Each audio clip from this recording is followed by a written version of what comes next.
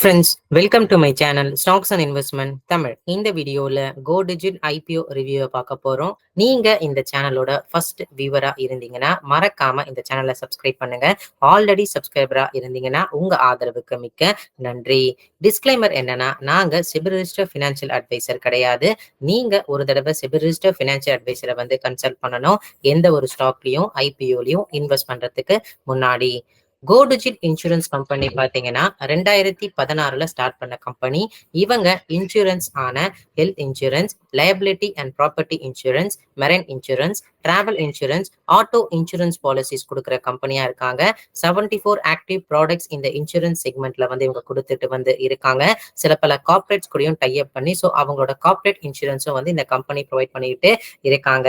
இந்த கம்பெனியோட financial statements பார்ப்போம். இந்த கம்பெனி 2021 டோட்டல் இன்கமா 2251 கோடியாகவும், 2022 டோட்டல் ரெவன்யூ 3840 கோடியாகவும், 2023 டோட்டல் ரெவன்யூ வந்து பாத்தீங்கன்னா 55,885 கோடியாகவும், 9 months ஃபினான்ஷியல் 2024 5891 கோடியாகவும் இருக்கு.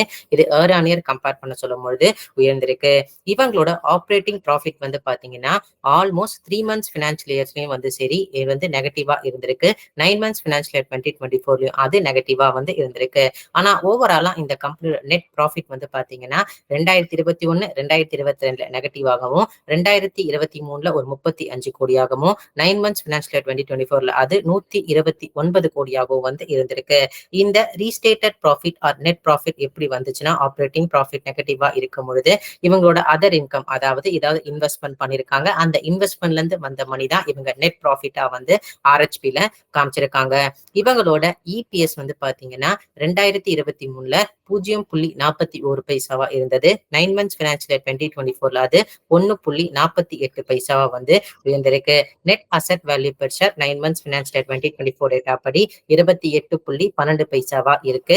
டோட்டல் பாரோயிங்ஸ் இந்த கம்பெனி மேல 200 கோடி அளவுக்கு கடன் இருக்கு. டெப்ட் per equity ratio less than 0.1 அளவுக்கு இருக்கு. இந்த கம்பெனியோட லிஸ்டட் பிஎஸ் யாரெல்லாம் பாத்தீங்கன்னா, New India Assurance, Star Health and Allied Insurance, ICICI Lombard General Insurance வந்து இருக்காங்க. இவங்க financial 2023 price to earning ratio வந்து பார்க்கும்போது, அதாவது இபிஎஸ் வச்சு பார்க்கும்பொழுது 670 டைம்ஸும், மத்த எல்லாரும் இவங்களை விட குறைவான பிபைல வந்து ட்ரேட் ஆயிட்டு இருக்காங்க. இபிஎஸ் பொறுத்த வரைக்கும் லீஸ்ட் பெர்ஃபார்மரா இருக்காங்க. பிஎஸ் கம்பேர் பண்ண சொல்ல ரிட்டர்ன் ஆன் நெட் ஒர்த் பர்சன்டேஜும் அதை தான் வந்து குறிக்குது. நெட் அசெட் வேல்யூ பெர் ஷேரும் வந்து பாத்தீங்கன்னா பிஎஸ் விட குறைவா இருக்காங்க. நெட் இன்கமும் வந்து குறைவாவே இருக்காங்க. இந்த கம்பெனியோட ஐபிஓ டேட்ஸ் வந்து 15 to 17 May 2024.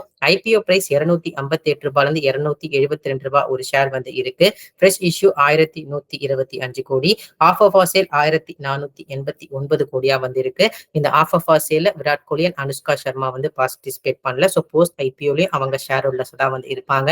Total IPO size வந்து பாத்தீங்கன்னா 2614 கோடியா இருக்கு. லாட் சைஸ் 55 ஷேர் 14,960 ரூபாய் இன்வெஸ்ட் பண்ற மாதிரி இருக்கும். ஃபேஸ் வேல்யூ 10 ரூபாய். Retail allocation 10%. Listing on BSE and NSE. Initiation of refunds வந்து பாத்தீங்கன்னா 22 May 2024. Allotment date 21 May 2024. Transfer of shares to demat account 22 May 2024. IPO listing date 23 May 2024 இருக்கு. ஓவராலா இவங்க இருக்கிற இன்சூரன்ஸ் வந்து பாத்தீங்கன்னா, இன்னும் நம்மளோட நாட்டுல வந்து இந்த நான் லைஃப் பிரீமியம் இன்சூரன்ஸோட பெனட்ரேஷன்ஸ் வந்து அதிகமா வந்து இருக்கணும். ஏன்னா இப்போதைக்கு அது 1% தான் இருக்கு.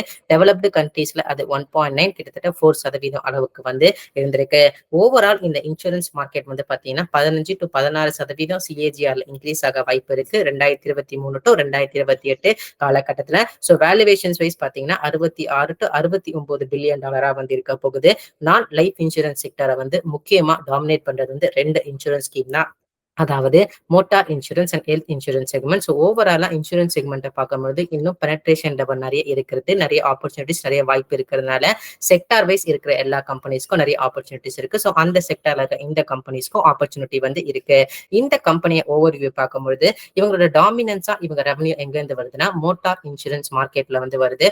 அதுல 5.4% மார்க்கெட் ஷேர் வந்து ஃபினான்ஷியல் 2023 இருந்தது. அது 6% 9 months ஃபினான்ஷியல் 2024 வந்து உயர்ந்திருக்கு. இந்த மோட்டார் இன்சூரன்ஸ் மார்க்கெட்ல லீடர்ஸா யார் இருக்காங்கன்னா Tata AIG, ICICI Lombard, New India National Insurance வந்து இருக்காங்க.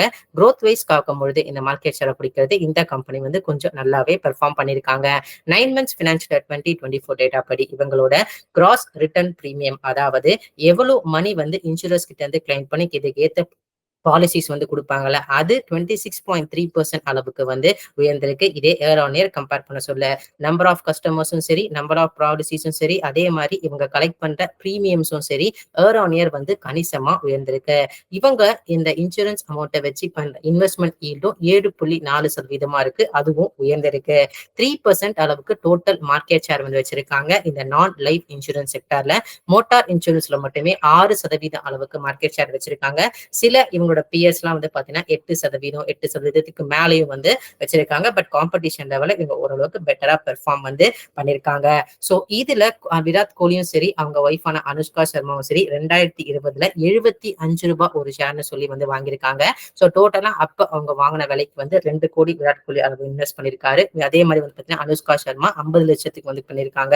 சோ இந்த ஐபிஓ சேல் த்ரூ ஆச்சுன்னா அப்பர் பிரைஸ் பண்ண எடுக்க பார்க்கும்போது விராட் கோலி போட்ட 2 கோடி அது 7.25 கோடியாகவும், அனுஷ்கா சர்மா போட்ட 50 லட்சம் வந்து பாத்தீங்கன்னா 1.81 crores வந்து உயர்ந்திருக்கு. சோ ஆல்மோஸ்ட் அவங்க போட்ட மணி வந்து பாத்தீங்கன்னா 3 மடங்கு அளவுக்கு உயர்ந்திருக்கு. நம்ம போட்ட மணி வந்து பாத்தீங்கன்னா 3 மடங்கு அளவுக்கு உயருமான்னு இருக்கிறது இவங்களோட பெர்ஃபார்மன்ஸ் பொறுத்தும்.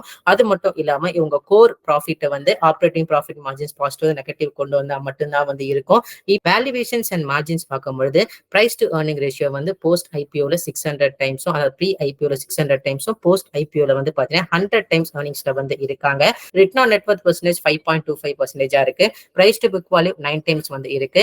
அதே மாதிரி ரிட்டர்ன் ஆன் ஈக்விட்டியும் வந்து பாத்தீங்கன்னா வெறும் சிங்கிள் டிஜிட்ல 5% அளவுக்கு தான் வந்து இருக்கு.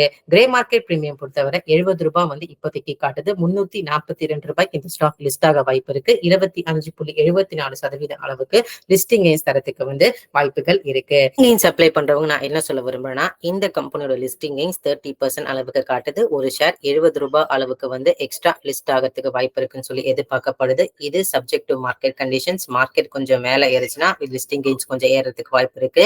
மார்க்கெட் கொஞ்சம் கீழே இறங்குச்சுன்னா இந்த லிஸ்டிங் கெயின்ஸ் கொஞ்சம் குறையறதுக்கு வாய்ப்பு இருக்கு. அதை நீங்க மனசுல வச்சுக்கோங்க. Short term and long term investors நான் என்ன சொல்ல விரும்புறது, பிளஸ் இந்த ஐபிஓல அப்ளை பண்ண நினைக்கிற இன்வெஸ்டர்ஸ் நான் என்ன சொல்ல விரும்புறேன்னா, இந்த கம்பெனி அவங்க கோர் பிசினஸ்ல இருந்து வந்து பாத்தீங்கன்னா ப்ராஃபிட் இன்னும் ஜென்ரேட் பண்ணல.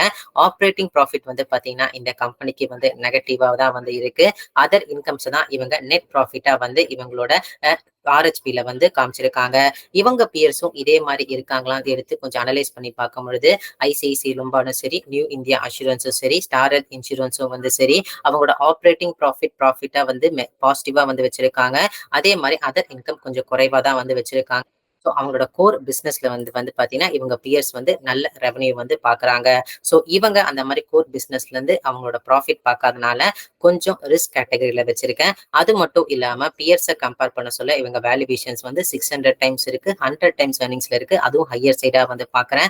அதுக்கு ஈக்குவலண்டா ரிட்டர்ன் ஆன் ஈக்விட்டியும் வந்து பாத்தீங்கன்னா கொஞ்சம் லோயர் சைட்ல வந்து இருக்கு. பிரைஸ் டு புக் வேல்யூ கொஞ்சம் ஹையர் சைட்ல வந்து இருக்கு. இந்த நியூ ஏஜ் டெக் இந்த இன்சூரன்ஸ் கம்பெனி வந்து கொஞ்சம் ஹை ரிஸ்க் இன்வால்வ் ஐபிஓ தான் சொல்லி நான் பாக்குறேன். மாடரேட் அண்ட் கன்சர்வேட்டிவ் இன்வெஸ்டர்ஸ் பொறுத்திருந்து வெயிட் பண்ணி பாருங்க எப்படி இந்த ஐபிஓ சேல் ஆகுது. போஸ்ட் ஐபிஓல இவங்களோட நெட் ப்ராஃபிட் வந்து பாத்தீங்கன்னா இவங்களோட கோர் பிசினஸ் வந்து ஜென்ரேட் பண்றாங்களான்னு பார்த்துட்டு அப்ப முடிவெடுங்க. இப்ப கொஞ்சம் ரிஸ்க் இருக்கிற மாதிரி தான் இந்த ஐபிஓல எனக்கு தோணுது. இது எல்லாமே பாத்தீங்கன்னா என்னோட பர்சனல் வியூ. இந்த வீடியோ உங்களுக்கு பிடிச்சிருந்தா மறக்காம சப்ஸ்கிரைப் பண்ணுங்க, லைக் பண்ணுங்க, பெல் நோட்டிபிகேஷனை வந்து தட்டுங்க. தேங்க்ஸ் ஃபார் வாட்சிங் stocks and investment Tamil channel.